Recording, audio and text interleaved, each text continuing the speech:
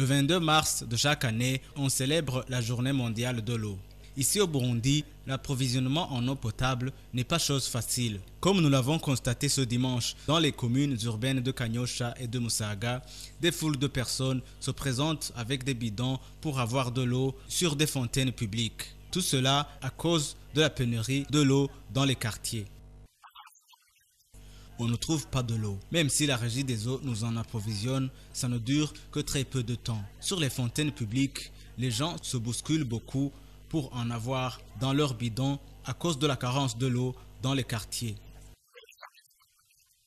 Cette pénurie de l'eau est aussi à l'origine des maladies liées à l'insalubrité, comme on nous l'a également indiqué. Il peut y avoir des maladies comme la choléra et la dysenterie. Même si l'on va se rationner dans des restaurants, on ne trouve même pas des lieux d'aisance. Et en plus, on peut nous refuser de nous donner de quoi mettre sous la dent faute du manque de l'eau. Ce que nous avons aussi constaté, c'est la longue distance que prend la population pour s'approvisionner en eau potable. Et cette même population de demander qu'il ne leur soit plus exigé de l'argent pour avoir de l'eau sur des fontaines publiques.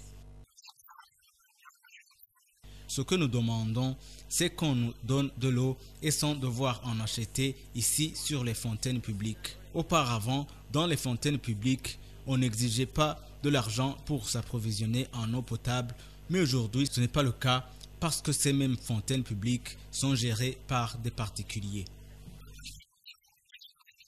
La population s'attend alors à une solution satisfaisante pour la question relative à l'approvisionnement en eau potable, cette question ayant perduré selon toujours cette même population.